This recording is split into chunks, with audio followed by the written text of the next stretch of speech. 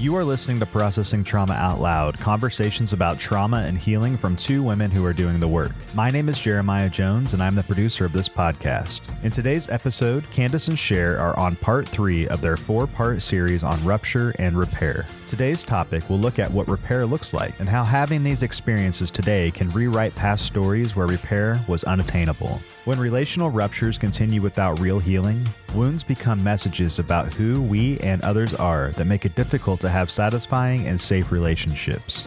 Healing childhood wounds is the way we learn to work through the ruptures we have in relationships today. Hi, Cher. Hey, Candace. How are you? I'm doing good. You're looking all bright and Christmassy this morning. Yeah, I hope I planned this according to the right weekend. But got my reds going. I am looking forward to the conversation that we've just continuing our Rupture and Repair series. This will be part 3, and we're looking at 4 aspects of rupture and repair.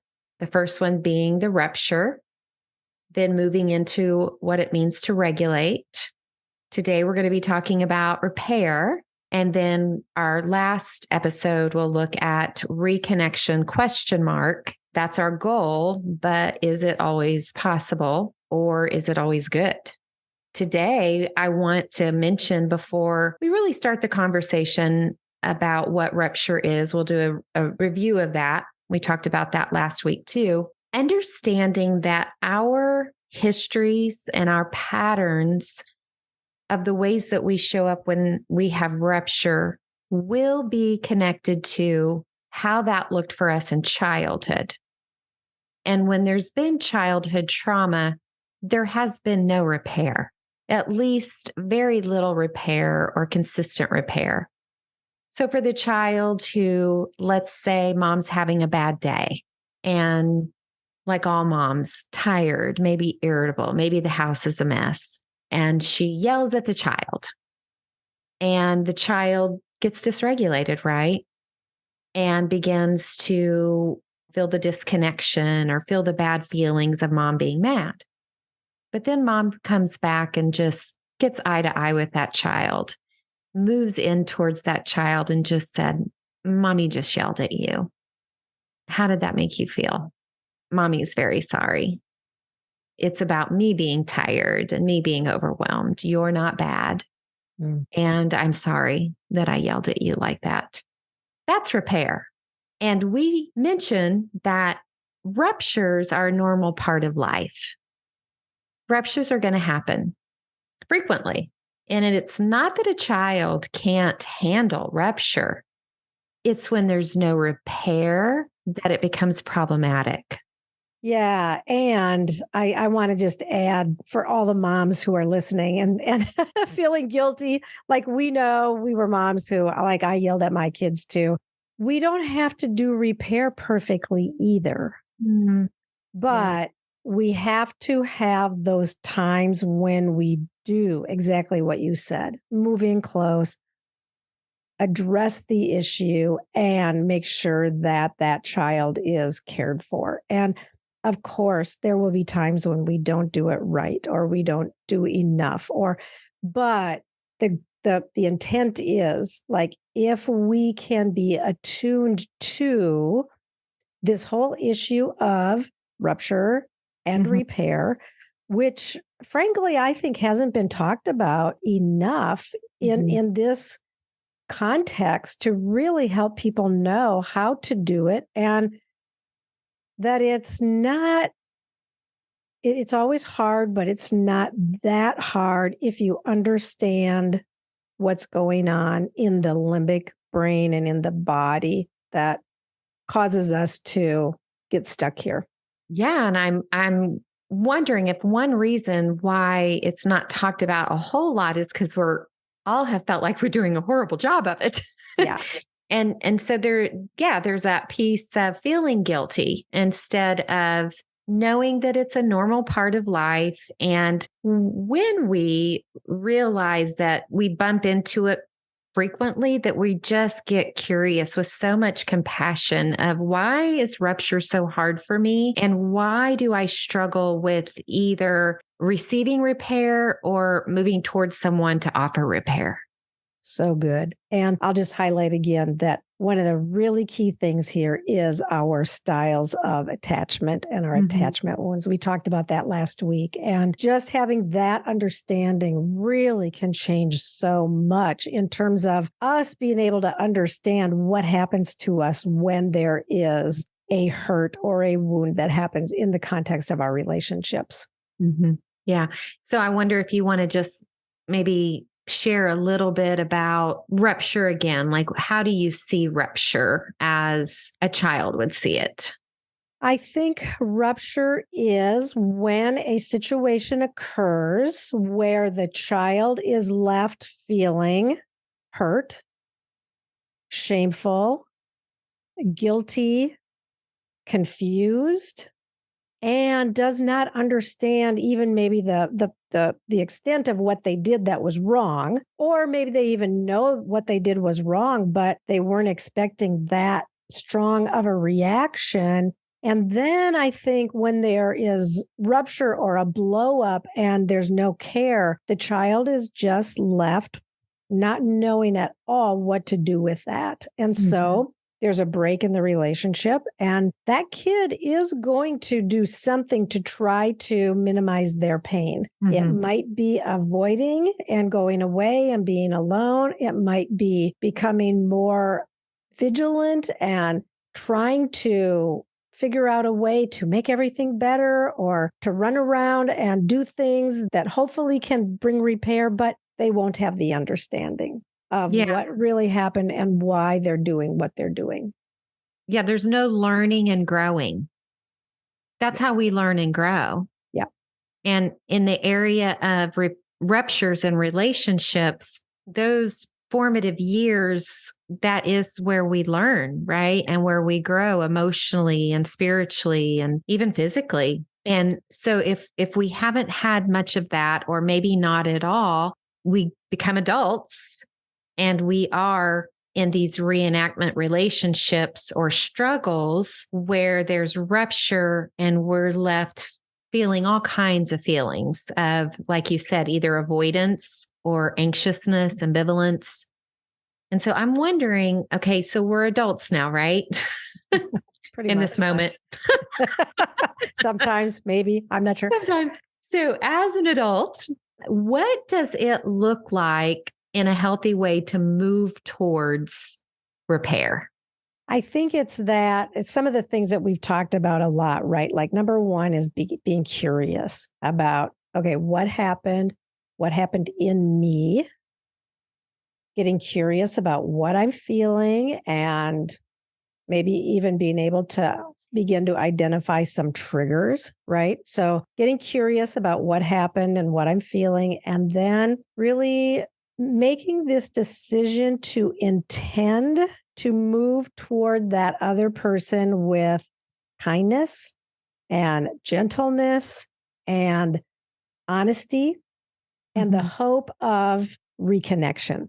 There's a lot of hope in here because I can only do what I can do, and then the other person has their response according to what's going on in them. But yeah, we can move toward it by choosing to be curious, choosing to be honest, to use our voice, and to move toward with kindness. And something that you said when we were preparing for this conversation was slowing down and being curious about not just our perception, but what their perception might be. Because if we're bringing old stories into a present day relationship, those perceptions, they're real to us, but they may not be true in that moment. Yeah. And I think perceptions is such a difficult topic because when there is rupture, I can guarantee you, like, I am only thinking about my perceptions in that moment. Right. And to me, my perceptions are true. So that's why slowing down and regulating, like we talked about last week, is so important, because then I can start to really evaluate, okay, are my perceptions correct? Does this person really, whatever it is that I was thinking? And then the other thing is that, like, I cannot possibly know what their perceptions are unless I go and ask and really open the door, and maybe even help them identify what their perceptions are by being curious and asking some questions. Because really, honestly, we usually are very unaware of what our perceptions are. And we're pretty sure that what we think or what we are experiencing is the actual 100% truth. And it's just not. It's just Hardly ever is. It doesn't mean that we don't hold truth, but inviting that other person in with a genuine curiosity and kindness to try to understand, which is making me think of a story that you were sharing about a time that you felt like you could have possibly hurt someone. And I just love the way you handled that. And would you want to share a little bit of that if you feel like it would be helpful?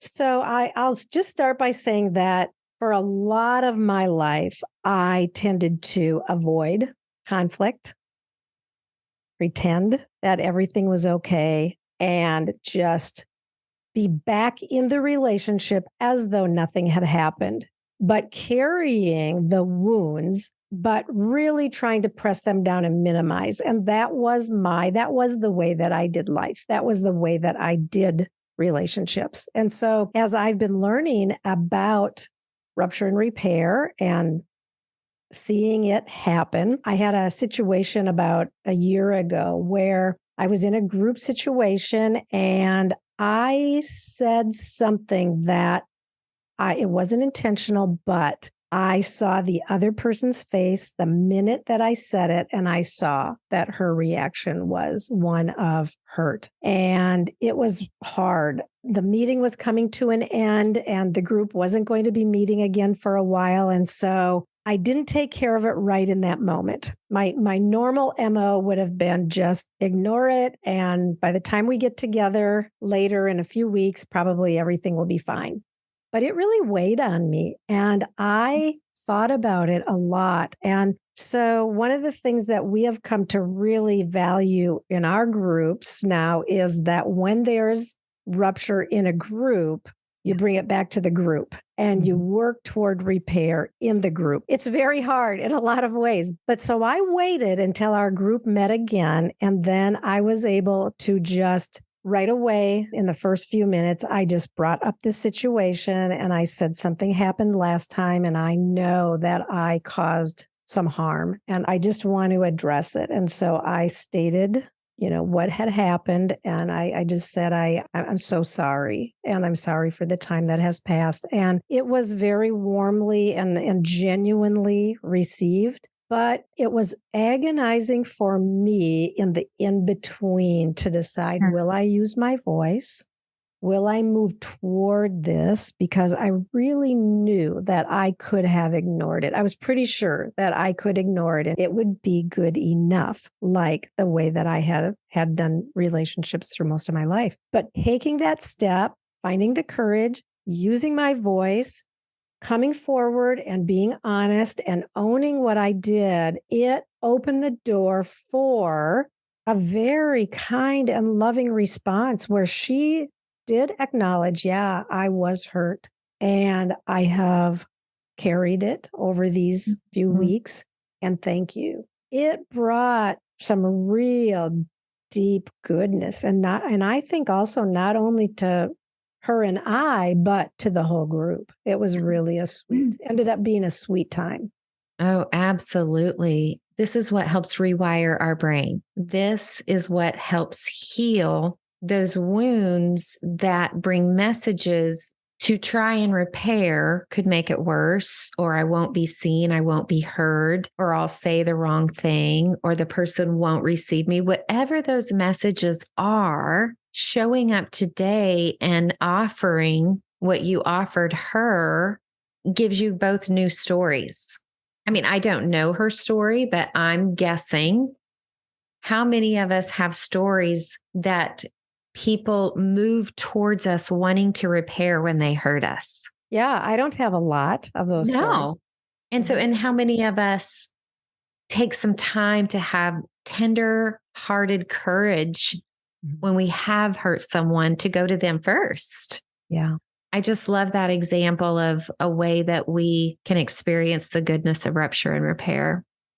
Yeah, versus being buried by shame. And I'll just name, just in all honesty right now, it feels a little awkward that I have even told that story because it feels a little bit like, I'm bringing forth something that I did well. And I feel like all of these kind of shame messages are coming up, and like that I need to put out all these disqualifiers of, this isn't my norm. But I want to just say, like, I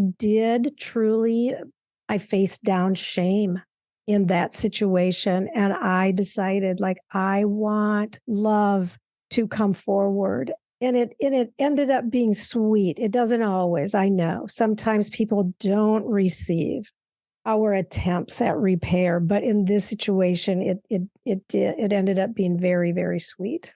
Mm-hmm. Well, I want to just quickly say to that shame part, you did well, and I celebrate the goodness of that outcome with you, that you were able to face what had happened. You slowed down. You didn't rush in and try to fix something quickly just to make yourself feel better, right? Yeah. You really became curious about what was going on with you, possibly what was going on with her. And then when the time was right, you also had other people witness that these things actually can happen. Yeah. Thank you for sharing that. And, I think in that we had talked about, and you did mention a little bit, like, what are some don'ts that we don't want to do? I know you had mentioned we don't want to shame or blame the other person, especially, when someone's coming to us with a heart to repair, that'll be the quickest way to shut it down, right? Exactly. So I think, and this is part of the difficulty when there is rupture, right? Because we're going toward it with a sense of carrying some hurt, and what we intend in that moment is very important. Yeah. And I think it's really important to look at, what is my intent as I walk toward this person? And is it, they hurt me, I'm hurting them back? Is it, I feel horrible and I don't want to have this horrible feeling, so I'm going to just go in there and I'm going to smooth things over so that everything is okay? Mm-hmm. Or is their intent to say what I need to say and really invite what they might need to say without, and here's the don't, without bringing forward shame and blame and contempt? Those are things that I need to process a little bit before I go. That's a part of the regulating process where I might even need help with that, to go and talk to somebody and say, this is an important relationship and there's rupture, but I've had this friend for a long time and I really want to repair. But right now, all I can imagine myself doing is going in there and just blaming and bringing up the last, 20 times that something happened. So I think, really recognizing, am I in a place where I'm really still angry, really dysregulated? This is not the time to go and try to attempt to repair. Yeah, I think believing the best is a big part of it, because we oftentimes don't believe the best, right? We kind of come forward with these old stories that we don't trust people, we don't trust their motives.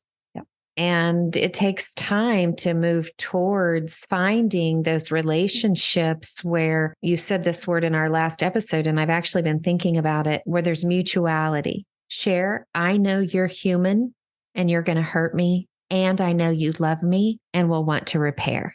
Yeah. You know I'm human. Yeah. And I'm going to hurt you, but I love you and I will want to repair. Yeah. That's when we get into the feelings of safety and security knowing that there are going to be ruptures because we're human. Yeah. And our attachment styles are very different. Our attachment wounds are very different. It's such an important point, Candace. And I think this is something that is a really important to develop in our important relationships, is this aspect of mutuality. And if it's not there, it's really good to look at what is preventing it, and can you take steps toward beginning to invite your significant friends or relationships toward really developing it? Because if there's a power paradigm prevailing, it's really tough to move toward repairing a rupture. Really hard. Yeah. It is, which we will get into more of that in our final episode of, reconnection. So we've had rupture. We've slowed down to be able to regulate and show up with that person in our true self, our highest self, not perfectly, but we're really working towards that.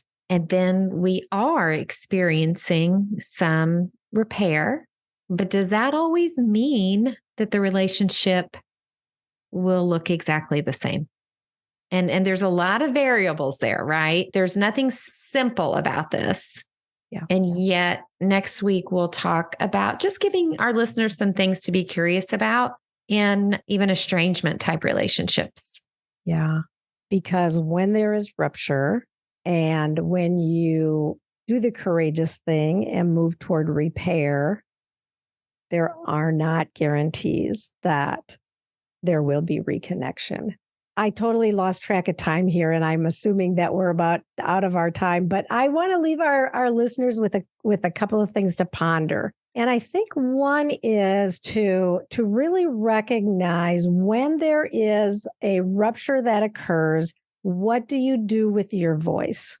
Do you silence it and turn toward avoiding, or do you get louder and bigger with this almost like frantic or anxious demand that we need to work this out and we need to work this out now? Or, and then where do you fall on the spectrum there? But really take a look at, what do you do with your voice when you are hurt? And then the other thing is, when there is rupture and you really desire repair, what is your intent as you move toward going and talking to that other person? Like, can you really sit down and maybe even write out some statements? I intend to speak honestly about what happened. I intend to share my perceptions. I intend to hear their perceptions. So really just thinking through, what are you intending, and be as honest as you can, because if those things do come up, like, I intend to make sure that they know what a horrible person they really are, then you might want to step back and go back towards regulating. So to really take a look at some of these areas in maybe even the context of an ongoing rupture that you are facing in your life, even now, where you are contemplating what would repair look like. These are a couple of good questions to really ponder. Oh, good. Yes, I will ponder them too. Yeah, and me too. Okay. It's so good to be with you today. You too. Thanks, Candace. Love you. Love you. Thank you for listening to Processing Trauma Out Loud. Make sure to check out the show notes for links to suggested resources and social media. Like, subscribe, and follow to keep up with our weekly content. And if you don't mind, take a moment to rate and review us. Your feedback is extremely valuable and contributes to the success of this podcast. Music was created by Caleb Paxton, and our sound engineer is Jeremiah Jones of Audistory LLC. We welcome you to join us for more conversations soon. Take care.